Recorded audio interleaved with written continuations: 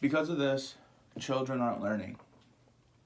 Families are losing jobs, are losing their businesses, are losing their homes, and are losing loved ones because of this. What I have here is a global chart of cases of COVID-19. As you can see in this chart, it is a steady rise with no form of peak or curve to be coming soon.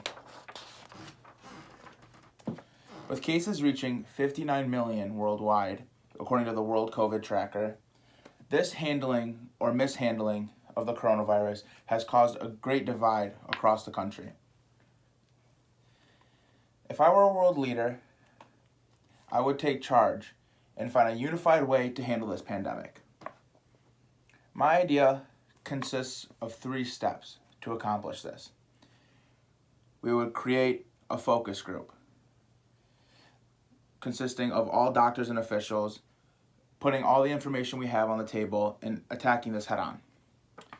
2, we would have a ballot form vote, the purest way of democracy on what this nation consists of and has thrived under. And 3, it would be a full speed head-on attack to battle this virus. With these 3 steps, we will hope to conquer this and keep this country moving forward. Step 1, the meetings. These meetings will consist of a focus group of decorated, prestigious doctors, researchers, and health officials. We will meet on past, present, and future estimates and facts, and putting everything on the table. One of the most important pieces of these focus groups is that they will be broadcasted live across the country for everyone to see, to take and gather their facts and their notes to help us as a country make this unified decision. This can last anywhere from 3 weeks to a month, and just to make sure we get everything on the table, we have all the facts, we have all the evidence, and we will have a fact checker broadcasting with this live. Once we inform the public, inform ourselves, our officials, doctors inform each other on everything that's on the table, next comes step 2, which is the vote. The vote will give our registered citizens the chance to make informed decisions on where we want to take this country. Democracy in its purest form. It'll be a ballot vote, just like an election, with 2 options being on the table.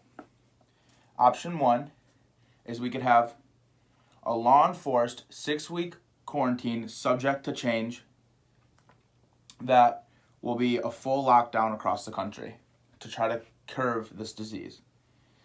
Step 2 is we reopen the economy. We leave the virus in the hands and let it spread where it may and continue on. Those in fear can stay in quarantine, but we won't let it affect our economy, and we will reopen schools and reopen the entire country. Step 3 would be the enforcement. Whichever way the country votes, we attack that head on and to the fullest of our ability to either option 1, give heavily enforced 6-week quarantine, which breach of the quarantine could result in fines and arrestment. Option 2, letting the virus run its course, we reopen the economy, hoping to get schools open, and we just let the virus hopefully die out. The pros and cons of both of these would be for option 1, which would be the 6-week quarantine. The pros include curbing this virus, hoping that we can have it die out and make it as minimalistic as possible, and it could result in less cases. The cons of this could be the irreversible economic downfall, which could lead to making the solution worse than the problem and giving the government too much power.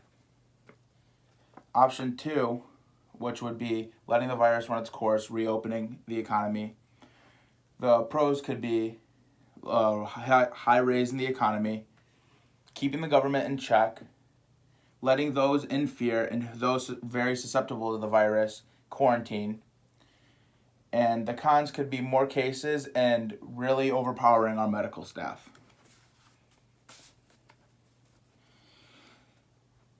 So in conclusion, if I were a world leader, I would give my country the democratic option on how we want to handle this virus, since we seem to not be able to get everyone on board. Doing this, playing both sides of the fence, being somewhat closed, somewhat open, is not only draining our economy, it's allowing this virus to continue to spread.